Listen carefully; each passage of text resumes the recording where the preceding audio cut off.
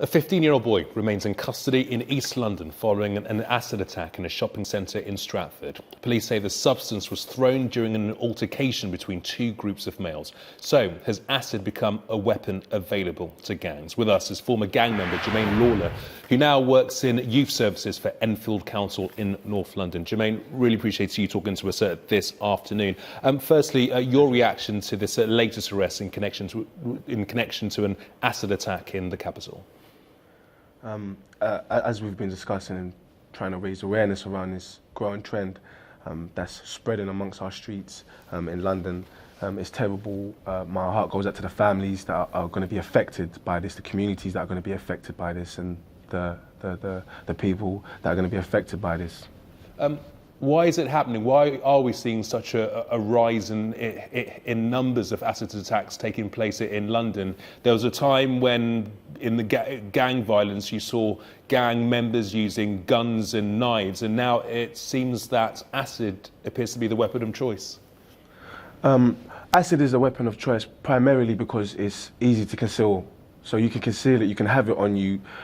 It could be concealed in a Lucozade bottle, it could be concealed in a Volvic sports bottle, which means that when the police stop you, they're not going to be able to detect it. We need to move from a position of constantly tagging this with gangs and understand the bigger problem, which is that we have a serious youth violence problem within the capital, because we see that gang members are using it not on other gang members but on innocent people. So it's not just a gang issue, it's actually a serious youth violence problem. Another reason why acid is a primarily choice of weapon is that not only is it easy to conceal, it's easy accessible.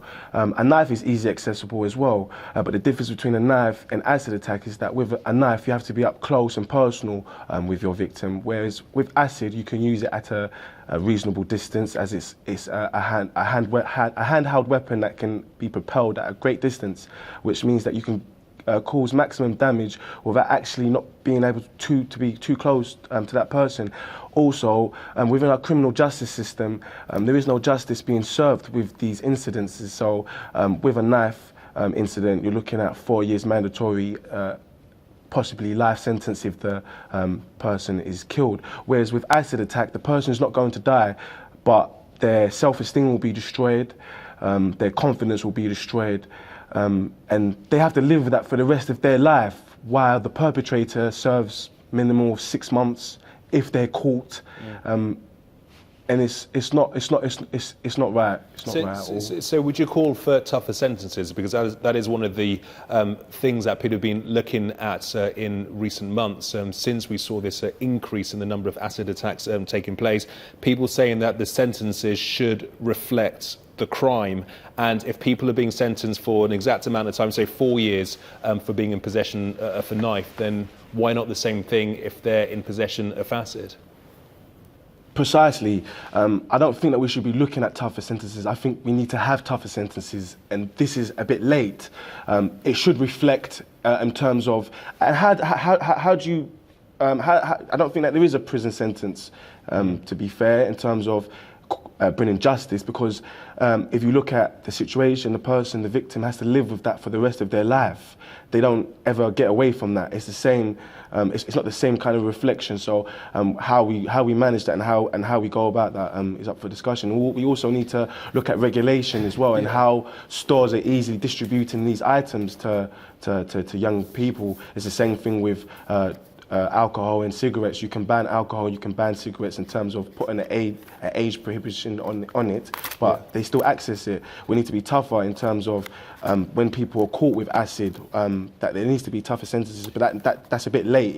It should have already been in place, because Jermaine, this is an ongoing problem. Jermaine, what about this argument that these are largely young men who are carrying out these attacks, and they are living from day to day? They're not thinking about 4 years down the line, 5 years down the line, 10 years down the line. The whole idea of tougher sentences to them doesn't really matter, because how they see it, the next day could be their last.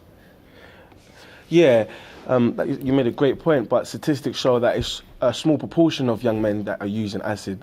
It's increasing, but statistically it's not just gang members that are using acid attacks, but you've touched a great point. The mentality behind a lot of these vulnerable young men and women, and I say vulnerable because they're coming from disadvantaged homes, they're coming from places of deprivation. They're coming from a place of being socially excluded. They're dislocated from society. So their mindset is one of, I don't really care about tomorrow because there is nothing to live for, and there is no future prospects other than prison or being killed. So we have to look at how we can start to regenerate some of these communities that were actually providing services to these young people. There's been a lot of youth cuts, and what we're seeing is the progression of what was happening years ago. So the youth cuts in terms of the youth sector, youth centres being destroyed, and all of these cuts that were actually affecting communities where we're seeing, and I'm not saying that's the primary reason, and I'm not justifying it in any sense at all, but I'm saying we need to start providing more resources and actually start looking at the multiple factors that are affecting these communities. Okay. Jermaine, just and finally, I mean, how long do you think it will take to reverse this current trend that we're seeing? Just in about 20 seconds.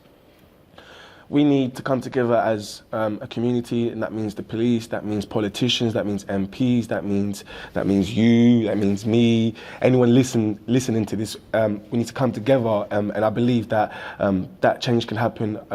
That's the start of that change can happen. I couldn't give it a time scale because. It's difficult. Sorry, we're all out of time, Jermaine. Thank you very much. You. Good luck with your work, and many thanks Cheers. indeed. Lots more to come here on Sky News.